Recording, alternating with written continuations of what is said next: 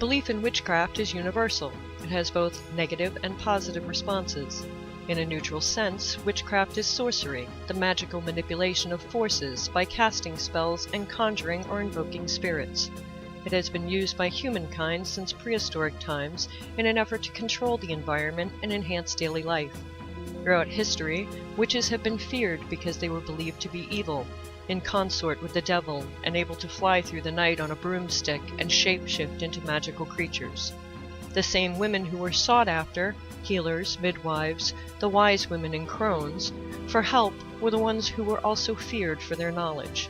In truth, witches are in tune with nature and with themselves. They are men and women who are dark and light, day and night, healer and justice all in one. To be a witch is to be a keeper of balance, the essential witch.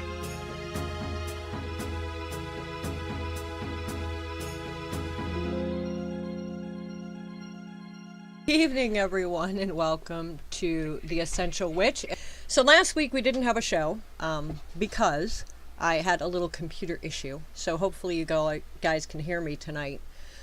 And I was going to do fairy witchcraft last week, and I was going to do it this week, but I forgot that summer solstice is upon us, and that is on the 20th, which is Monday.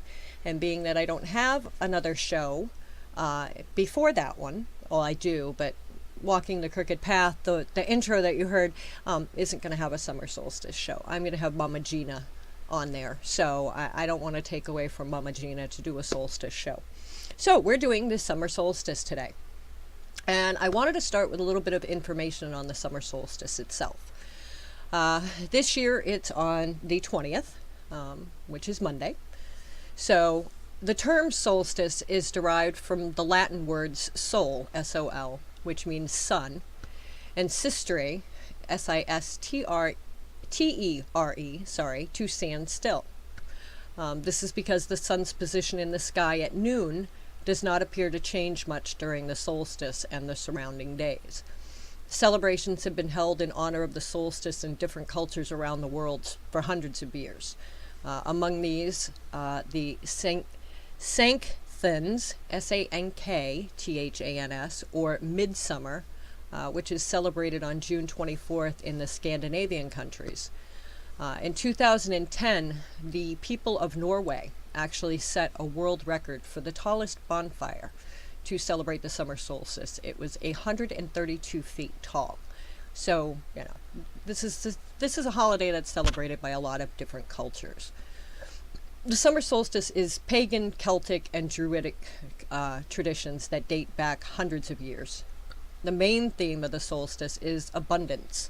If celebrated correctly, one can manifest anything into the material world. Around the world, people celebrate by communing in large drum circles, parties, and rituals. If you notice, everything done during the summer solstice is a communal event. Even people who don't really realize that they're celebrating it, family barbecues and stuff like that are a great way to celebrate it.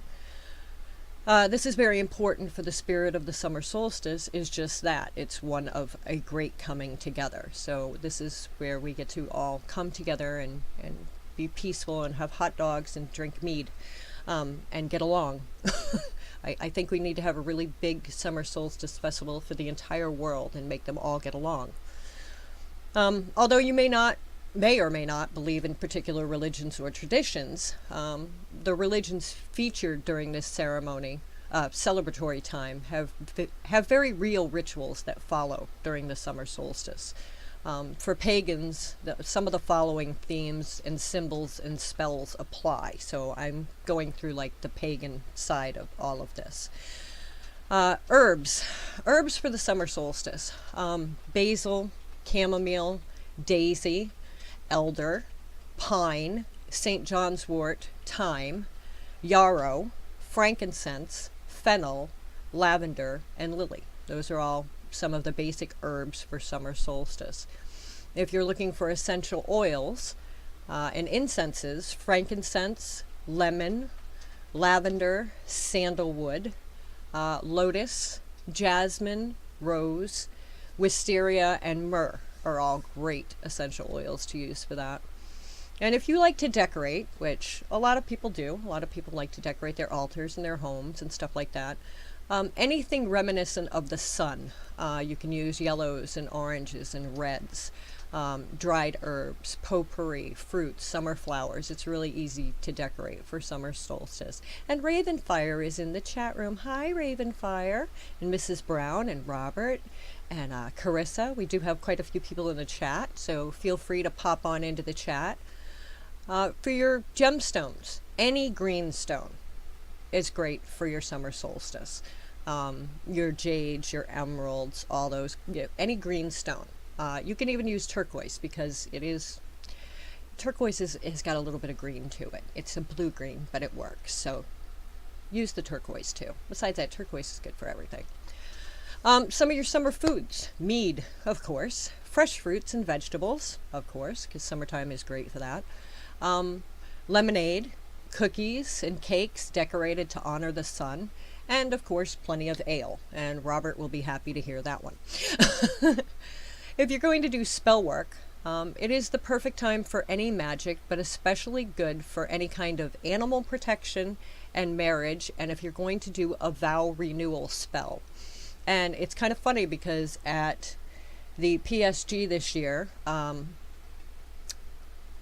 Selena Fox and her husband are actually renewing their vows at the PSG get together this year. I wish I could have been there because that would have been just awesome to see. But they are renewing their vows. It's a great time to do a vow renewal spell. Some of the incenses that you can use, I have one that is a solstice incense. Use 2 parts sandalwood with 1 part mugwort, 1 part chamomile, 1 part gardenia petals. Use several drops of rose oil and several drops of lavender oil and several drops of yarrow oil. And that makes a great summer incense if you want to make your own incense. I'm going to be giving you guys some recipes as well because, Kitchen Witch, that's how I celebrate. It's food. I like food. I should weigh about 400 pounds. I really like food. Orange honey butter. This stuff is awesome. 2 tablespoons of grated orange zest, 3 tablespoons of confectioner's sugar, a half a cup of unsalted butter softened, and yes, butter, not margarine, use unsalted butter.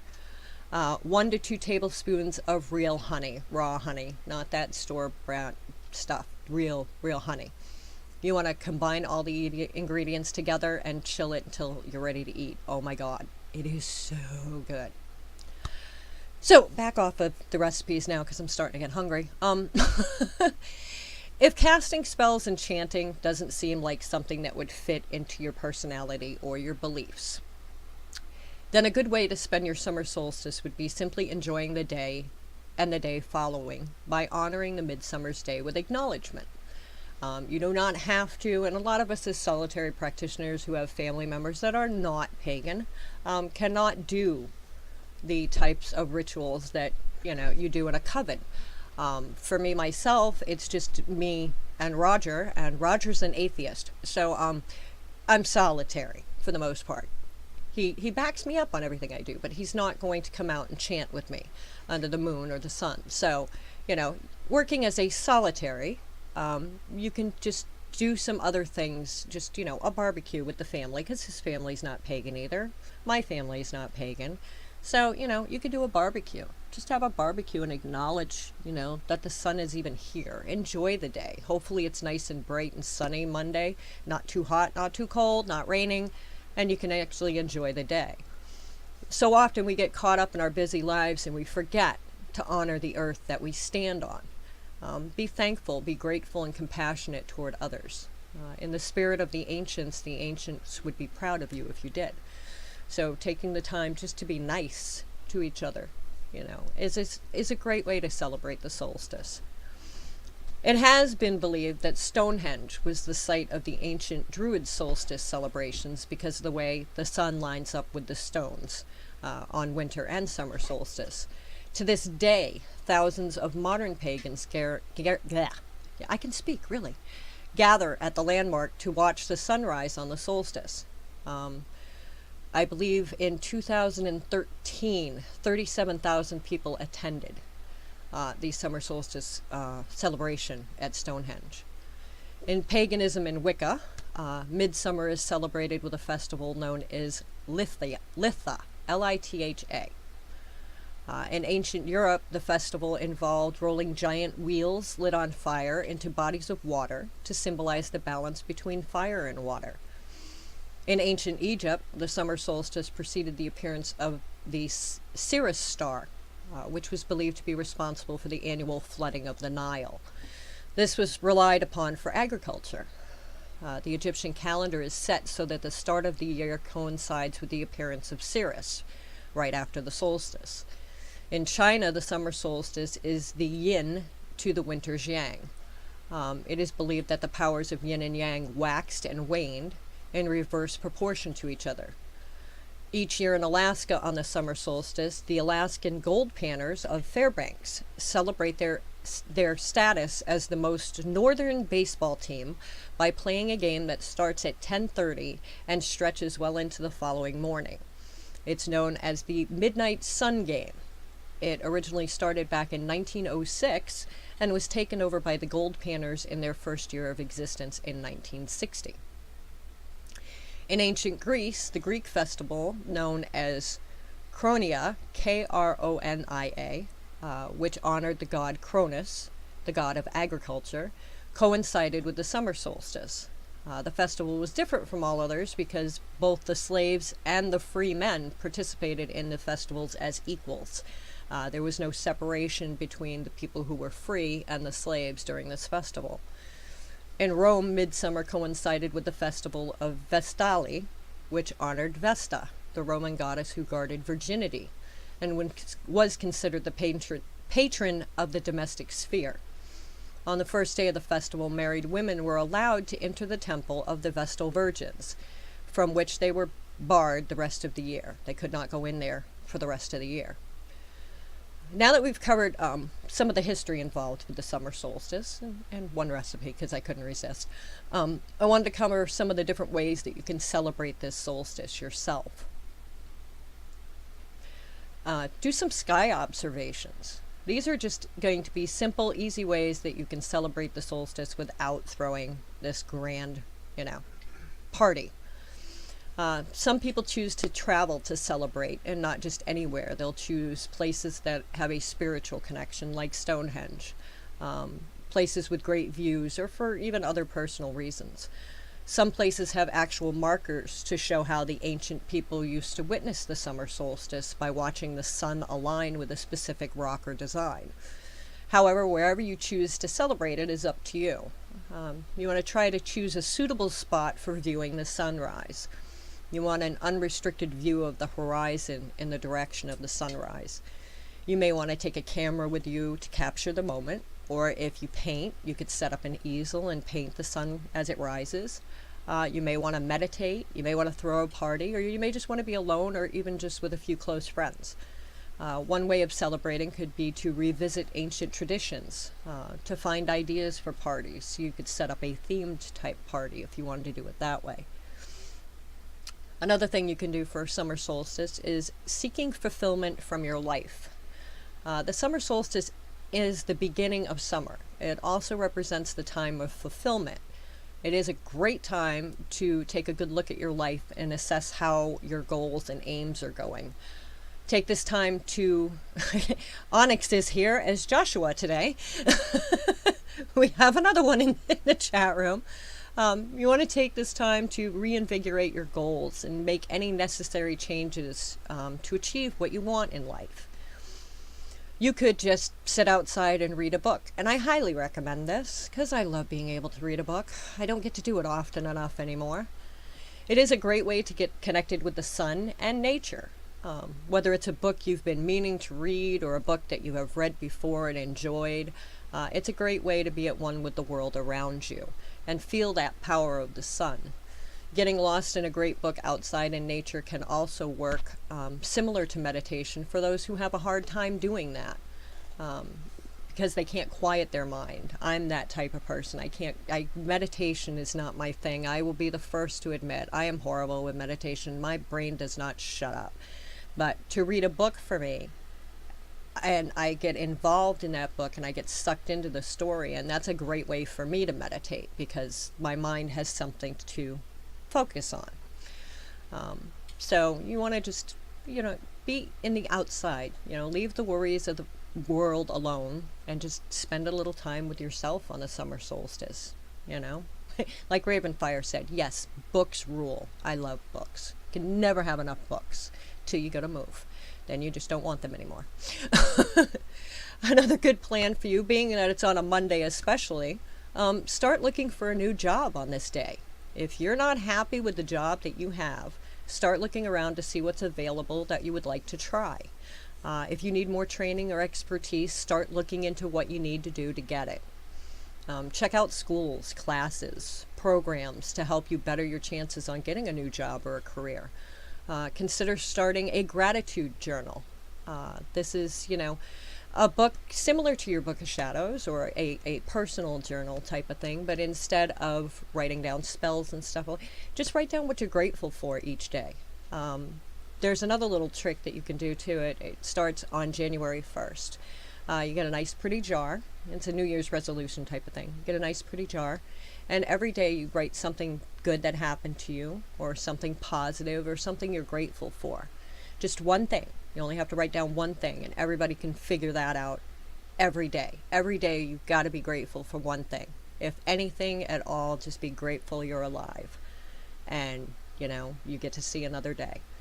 But write down one thing and put it in the jar. And then the following New Year's Eve, that New Year's Eve, you take out that jar and read all those things for the 365 days. And you will be amazed at how much your life is blessed. So yes, everybody has a bad day, but it's not a bad life. So try recognizing all of the good and wonderful things in your life. If it helps you to better notice fulfillment when you feel it. Be honest with your goals. We all grow and change over time. Making sure you're not hanging on to goals that no longer fit the person that you have become. So you want to, evaluate your life. Another one, you can consolidate your energies. The stability and promise of warmer days ahead is considered to be a time to develop yourself. It's a time to nurture and set yourself free. This is a time for self-maturing and for consolidating your energies.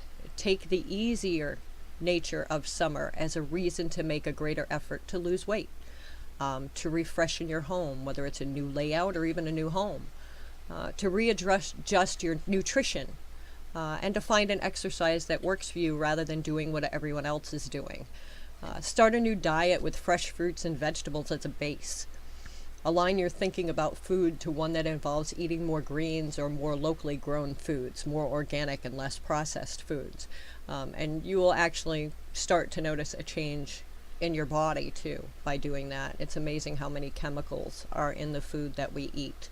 And I am far from being, just vegan and all natural. I eat a cheeseburger. But for the most part, I do try to eat, especially seasonal vegetables and fruits and stuff like that, because it does really help your body. Renew your wardrobe. If you haven't updated your look in a while and your clothes are starting to show their age, the summer solstice is a perfect time to update your wardrobe. You can send the unwanted clothes to a thrift store, or better yet, you can send them to a shelter or a domestic violence group. They always have women in there who have had to leave situations where they had nothing when they left. And donating clothes to domestic violence groups, I highly recommend, because there are a lot of women out there that are in hiding and have nothing. And they appreciate the fact of having clothes, trust me. A lot of these places take donated clothes for women. And then, you can add some new items that'll make you feel good and confident about your look and that you're presenting to others. There are tons of websites online that cover how to make a new wardrobe by recycling your clothes, updating old clothes, and even making your wardrobe new without buying anything. Another good idea is you can have a fashion swap party. Get together with some friends where you're all about the same size or whatever. Have them bring old clothes they don't want anymore and swap them out. You know, drink some sangria and have a little party and swap clothes. You guys can play dress up. You know, that is a great thing to do. And whatever clothes you guys don't want, you could donate to the shelters and stuff. I'm going to go over one more, and then we're going to break for a commercial.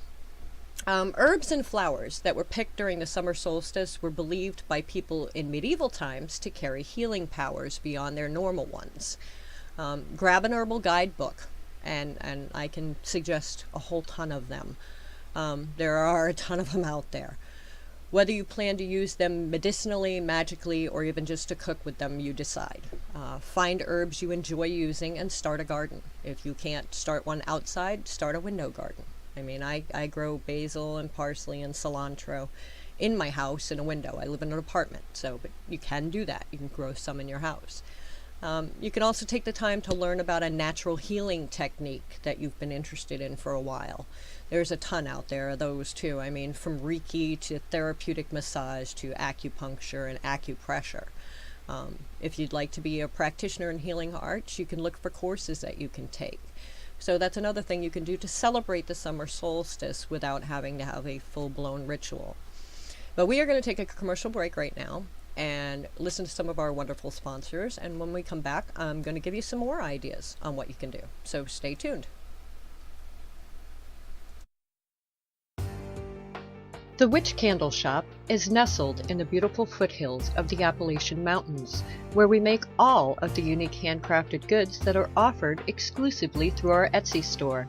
The Witch Candle Shop is proud to provide personalized service and supplies for the New Age and traditional practitioners of American witchcraft, conjure, southern root work, and other magical practices.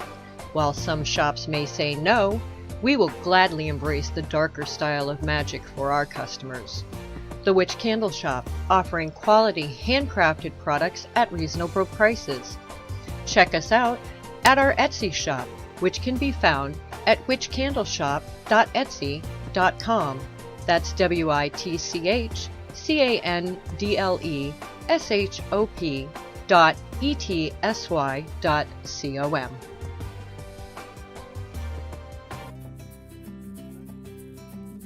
Don't let our name fool you. Candles by Stevie is more than just a wonderful candle shop. We're a family-owned and operated pagan business that is driven to provide our customers with top-shelf goods and services while providing personalized service that the big box stores and most online retailers just can't compete with. While most know us for our unique handcrafted ritual and our bleeding skull candles, we also carry magical herbs, teas, healing stones, oils, book, handcrafted jewelry, and so much more. Candles by Stevie makes handcrafted image candles, including a variety of god and goddesses, eggs, and even unique phallus candles, 4 sizes of skull candles, and our pillars start out with votives all the way up to a whopping 4-pound candle. If you don't see what you're looking for, or you would simply like a one-of-a-kind candle, please ask.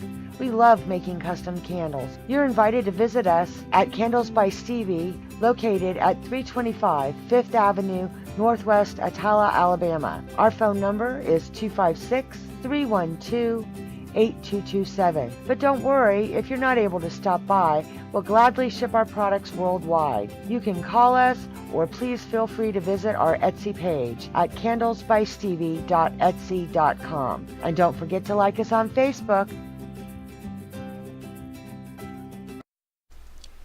And welcome back to The Essential Witch. I am your host, Raven Wings, and today we are talking about the different ways you can celebrate the summer solstice and just about the summer solstice in general. You can throw a party with a bonfire if you're able to. If you're in a place where you can have a bonfire, by all means, have a bonfire. This is a traditional practice of the summer solstice. Fire has always been a source of protection for humans, scaring off beings of the night, both real and magical. So always make sure where you are going to have this bonfire is safe and allowed, and check with the town to make sure, if you need a permit, make sure you get your permit too. If you live in an apartment with no chance of having a fire of any kind, light some summer solstice incense or a candle.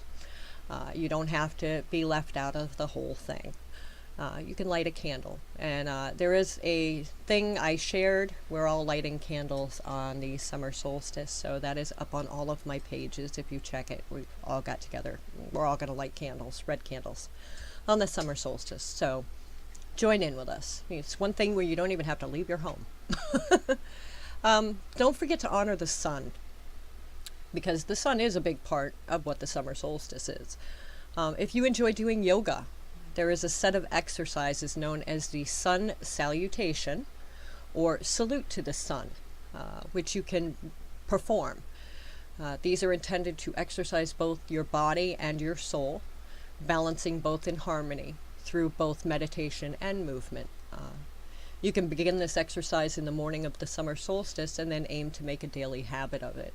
And a lot of times you can find these things at your local library.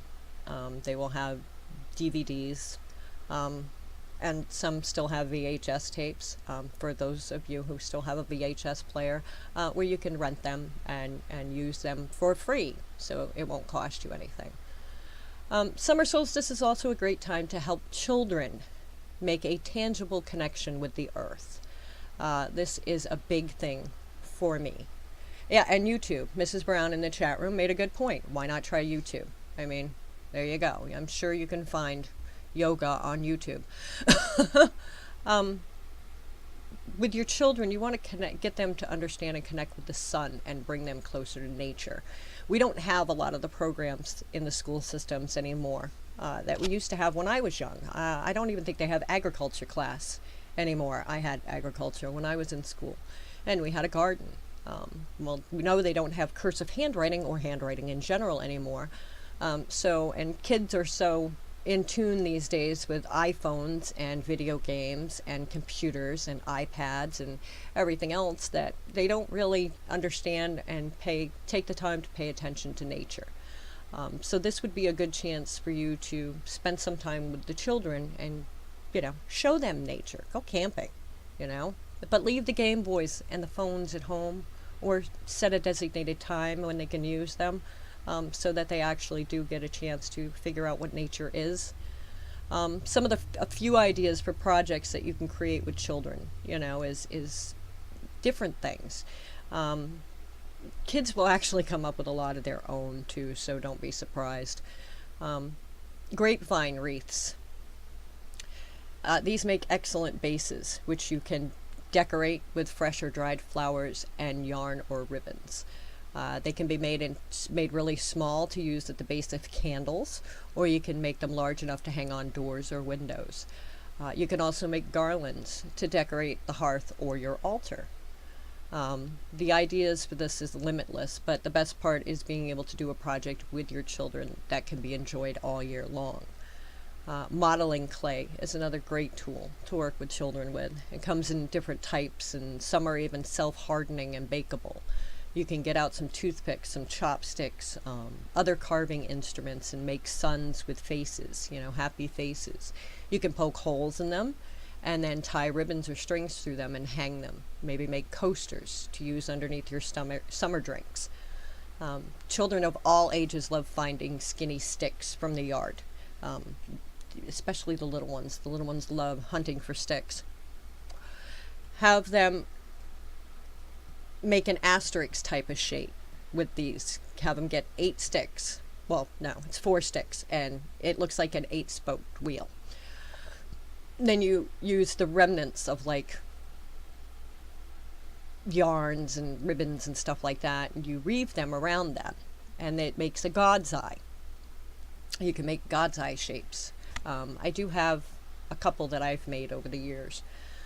If you're using 4 sticks, if the 4 sticks is too bulky for small fingers, you can use 3. The solar shape is more of a hexagon, but it's still appealing. You can poke in a flower or 2 for a pleasing effect, like marigolds and daisies. And when you're finished, you can, hang these up so that, in the windows and stuff, so the kids can see them. Because kids love it when they make you stuff and you hang it up. I mean, my kids, when they were little, my refrigerator was covered in all kinds of stuff. So now, because this is a healing type of summer type of program as well, because I like throwing a little bit of healing in there too. There are some other healthy ways that you can take care of yourself during the summer solstice. There's a handful of solstice self-care tips that could prove both helpful and wise for you. One of the big ones is taking care of your feet. Now, we all know summertime we wear sandals and flip-flops and we go barefoot. And this is not so much of getting a pedicure for your outward appearance, although I will say this, ladies, if your feet look like you can swoop down out of the sky and grab a fish out of the water, please do not wear open-toed shoes. No. But this is for feeling good about bearing your skin on your feet, on exposed feet. You want to scrub up your feet that have dried out over the winter months. Scrub them with your foot scrubs and stuff like that, because you tend to accumulate calluses or blisters. You want to trim those overgrown toenails. Yes, pretty toes are all fine and good, but the health of your feet is where it's at. So you want to make sure that your feet are healthy. Another good tip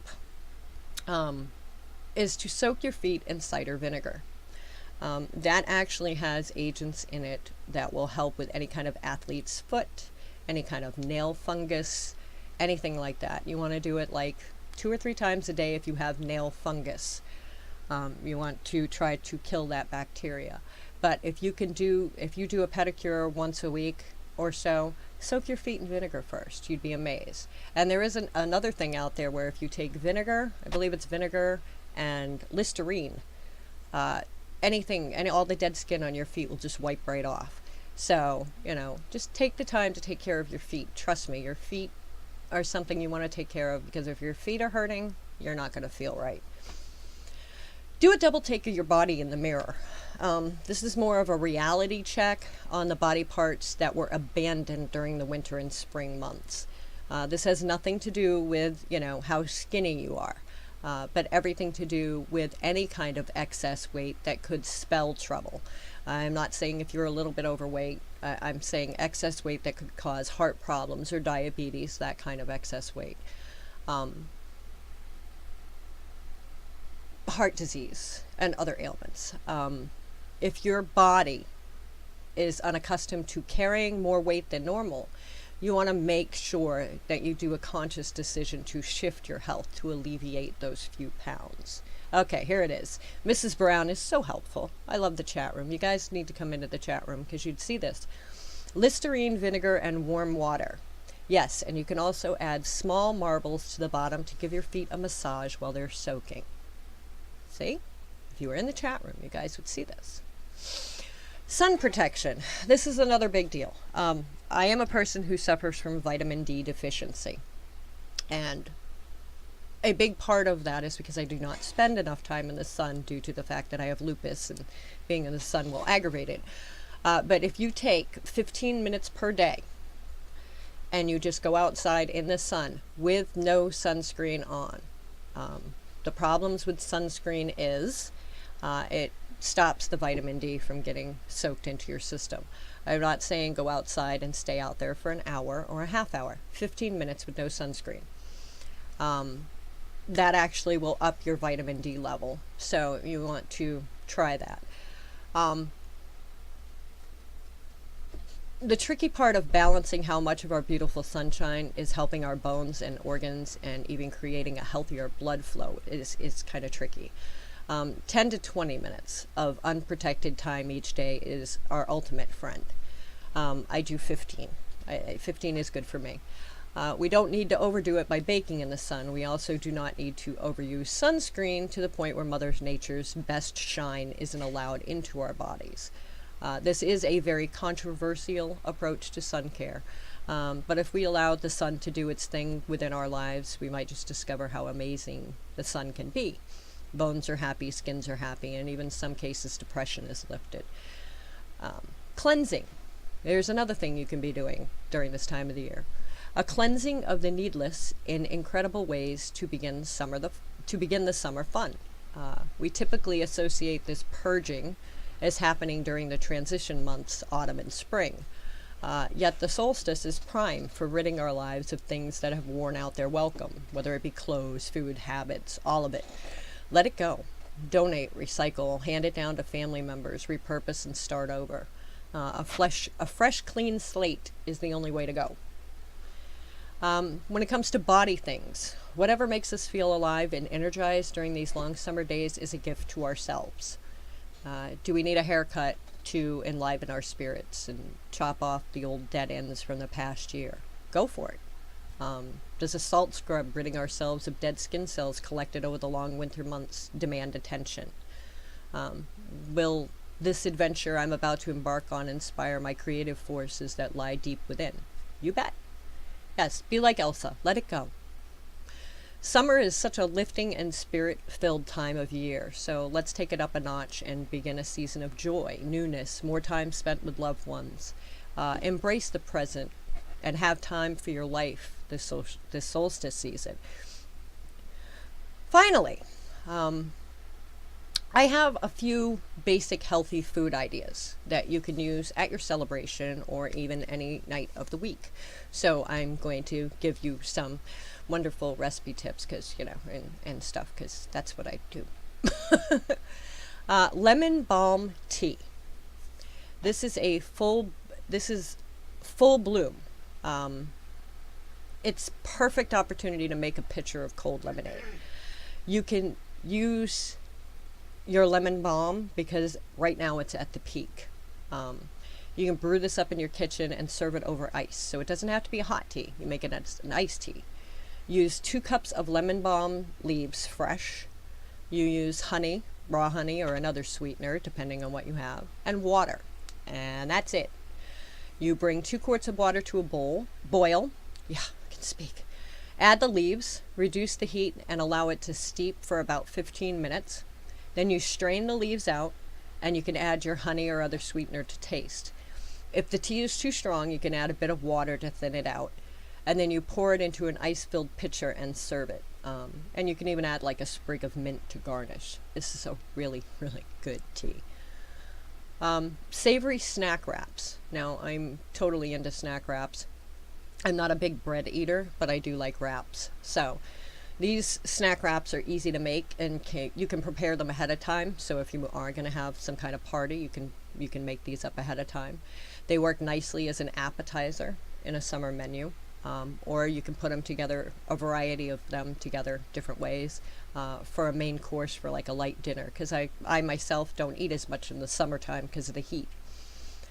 You need 10 flour tortillas, 1 package of cream cheese softened, 1 tablespoon of fresh dill, 1 garlic clove minced, 1 cup of shredded lettuce, a cup of shredded carrots, a cup of diced tomatoes, 1 pound of chicken breast cooked and diced up, 2 cups of your favorite cheese shredded, so it doesn't matter, whatever your cheese is for your favorite, use it, and a tablespoon of curry if you like the hot spice in there, otherwise leave it out if you can't have it. You want to mix the dill and garlic into the cream cheese and stir it up until it's really blended. Then you spread the cream cheese mixture evenly on the tortillas. And then in layers, add your lettuce, your carrots, tomatoes, chicken breast, and top them with cheese. Then to roll the tortillas up and fold them at the bottom of the tortilla, and then fold them at the other side. And you can use toothpicks to keep them from unrolling and chill them for about an hour before you serve them. If you have a veggie lover and you want to do a veggie lover option instead of chicken, you can use diced and cooked tofu or rice. You can season it with a bit of teriyaki or soy sauce as well. And you can also use chopped cucumbers or peppers. And if your person is gluten-free, where they can't have that, the alternative to use would be brown rice tortillas instead of your flour tortillas. So, you can make these your own. These are just suggestions. I'm going to do one more here before our last commercial break. Fresh fruit fennel salad. Fennel has a rich licorice-like flavor, and it lends itself well to cooling summer salads. You want to add a bit of fruit to offset the savoriness of the fennel and top it with a light mustard vinaigrette, and you've got the perfect salad to serve as a side dish or a main course. Your ingredients are 1 large fennel bulb, 2 fresh oranges, 1 Granny Smith apple, 3 green onions, a 1/4 cup of water, 3 tablespoons of balsamic vinegar, 2 tablespoons of olive oil, 2 tablespoons of honey mustard, 1 tablespoon of chopped fresh rosemary, and 1 garlic clove minced.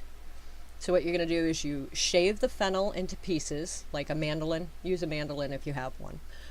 And toss it in a bowl. Then you peel and divide the oranges and chunk up the Granny Smith apples, dice the green onions, and then add this all to the fennel. Combine the water, the vinegar, the olive oil, the honey mustard, rosemary, and garlic in a bowl, and whisk it until it's blended, and then you drizzle it over the fennel and fruit salad. Awesome salad.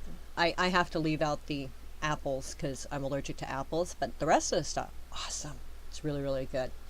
So we're going to take our last commercial break now, and when we come back, I'm going to give you a recipe for some fiery grilled salmon.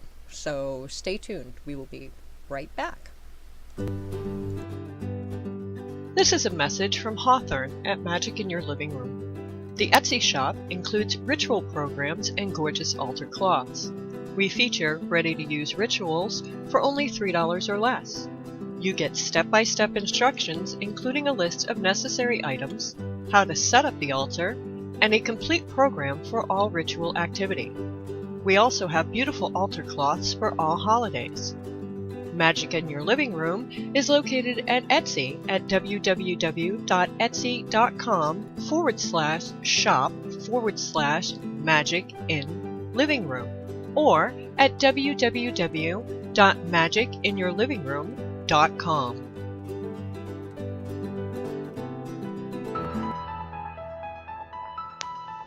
Are you ready to have some fun? Then come and check out Raven's Shadow Crafts, home of the Poppet with a Pocket. These unique handmade poppets come ready to go, pre-stuffed with herbs and in colors designed for your intent. They also have a pocket on the back to add any herb, stone, or personal item you want to make this poppet complete. Just charge and it's ready to go. Other handmade items are gree bags, goddess symbols, mini skull magnets, and more. So check them out on Facebook at Raven's Shadow Crafts. Park your broom and stay a spell. That's www.facebook.com/Ravens Shadow Crafts. We'll see you there.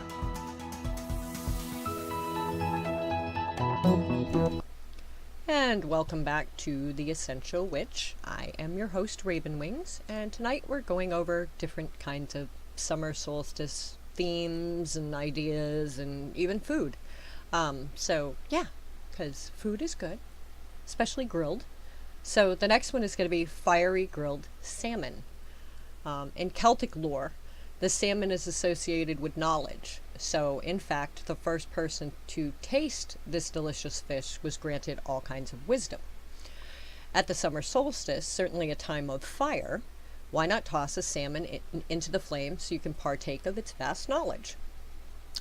This simple dish can be prepared out on your grill to keep the kitchen cool, and it tastes as good cold the next day on top as of a salad. So you can actually, if you make too much, you can have a salmon salad the next day. You need 2 pounds of salmon fillets with the skin on, a 1/4 cup of soy sauce, a 1/4 cup of Dijon mustard, 1 teaspoon of cayenne pepper, 3 cloves of garlic minced, and a 1/4 cup of olive oil. You combine the olive oil and soy sauce, Dijon mustard, garlic, and cayenne pepper in a bowl and whisk it all together. You can use a barbecue brush and brush half of the mixture on the salmon fillets and place them sauce side down, which would be skin side up, on the grill. Do not touch them. Let them go for 6 to 7 minutes, because salmon is the type of fish that until it's actually cooked, when you go to peel it off, if it's stuck, it will fall apart. So let them sit for the 6 to 7 minutes. You want to brush the remainder of the sauce onto the skin side. Use a large spatula to flip them over. Grill for another 5 minutes or so and take them off the heat.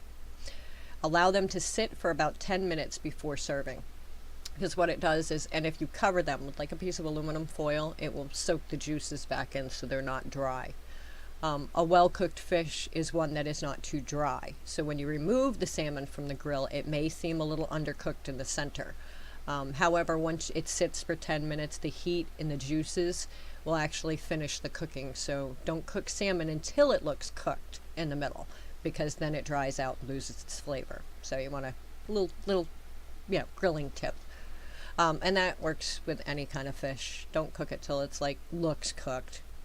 Just let it sit for 10 minutes. All food continues to cook when you take it off the stove, out of the oven, off the grill. Just let it sit there. It'll cook itself. Grilled vegetables. Here's another thing you can do on the grill if you're going to barbecue. Few things symbolize midsummer season, like early vegetables, which are your peppers, your onions, even asparagus. When you celebrate the power of the energy sun, grilled vegetables are perfect representation of solar energy. After all, what's better than cooking with fire like your ancestors did? So you can toss some of these veggies on the grill and dig into them. I mean, seasonal vegetables, what could you ask for? You need 4 bell peppers, your choice of color. So if you want to use red, green, and yellow, by all means, use the colors. 2 onions, 2 yellow squash, 4 portobello mushrooms, 2 zucchinis, a bunch of green onions, a half a pound of asparagus spears trimmed, some olive oil, salt and pepper, balsamic vinegar to taste, 3 cloves of garlic minced, can't tell I'm Italian, garlic and everything, fresh rosemary, and oregano. And what you're going to do is you preheat a grilling pan over medium heat. You wash and trim all the vegetables. You cut the larger ones like the zucchini and the eggplant and squash type things into slices. Place those veggies in a bowl and drizzle some olive oil over them. Shake the bowl so that all the vegetables get coated with that oil. Then you want to sprinkle a little bit of salt and pepper to taste, just enough to taste. Add those vegetables to the grilling pan and grill them until they're tender. They should be lightly charred, which will take anywhere from 8 to 12 minutes. And if you're doing a lot, it's best to do these in small batches, unless you have a really big grilling pan. While the vegetables are grilling, you can combine a quarter of a cup of olive oil with some balsamic vinegar, garlic, rosemary, and oregano. When you remove the veggies from the grill, you place them in a bowl and then add the herb oil mixture to coat them. And then you serve these vegetables right there. Some vegetables tend to grill poorly though, so be careful which ones you choose. Peppers, eggplant, asparagus, summer squash, and onions all work well.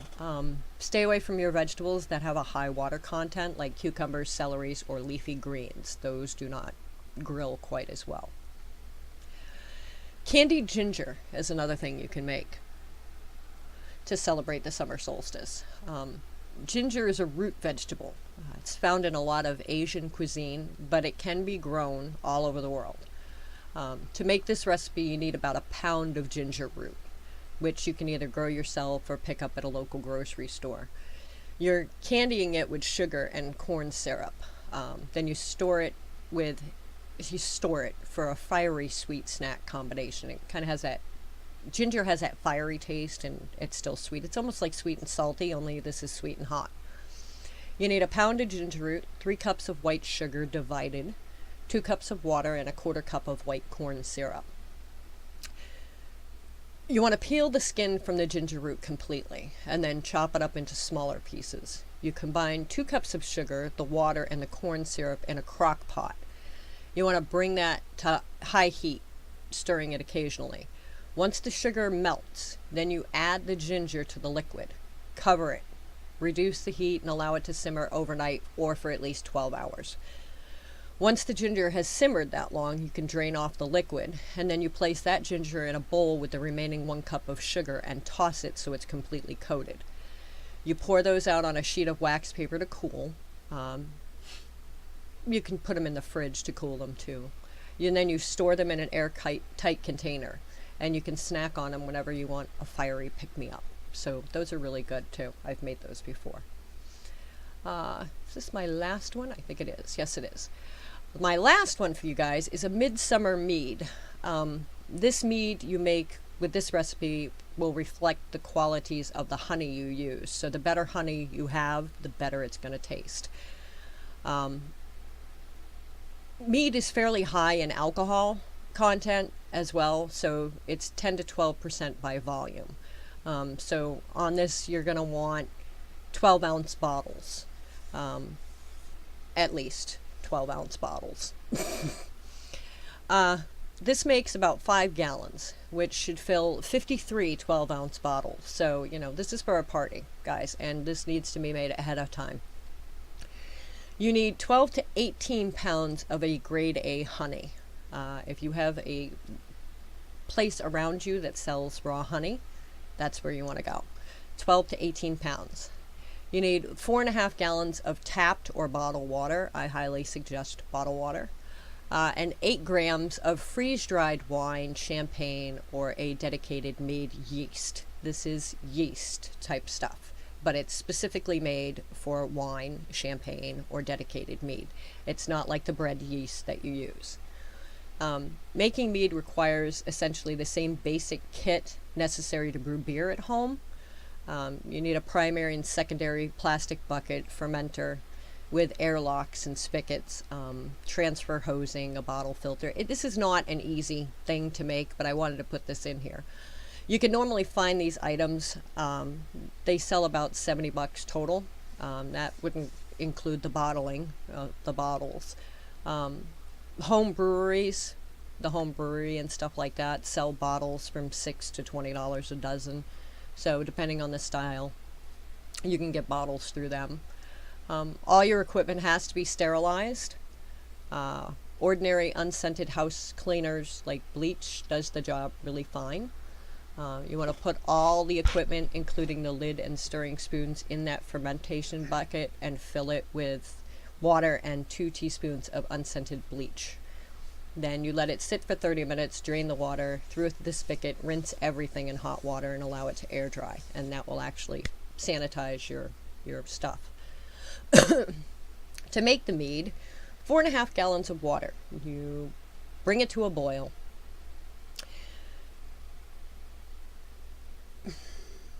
Boiling should remove any harsh chlorine from your tap water, but I still say use better water.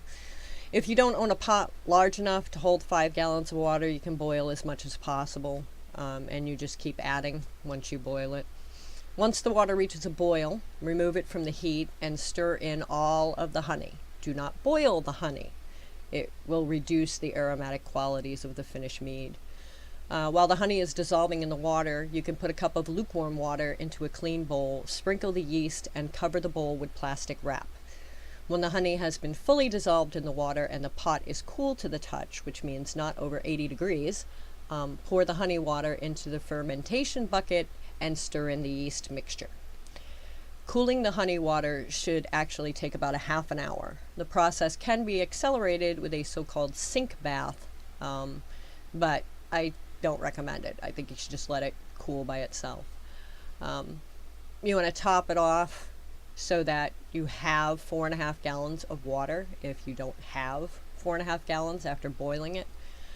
Seal the bucket and allow the mixture to ferment for 2 weeks to a month.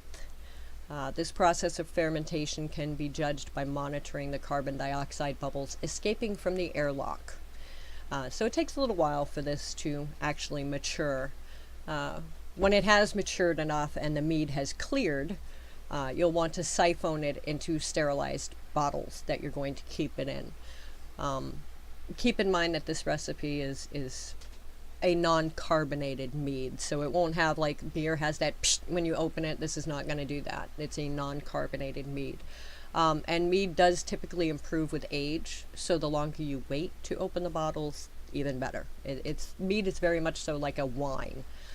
The longer you let it sit, the better it becomes. So, but if anybody wants this whole recipe, it is huge. It is long. I kind of skimmed over it. I can send it to you. Just, let me know and I'll send it to you if you want to try making it. So, but that is my show for tonight. Coming up next, we have Lady Stars and Fire with Getting Familiar. So stay tuned for her show.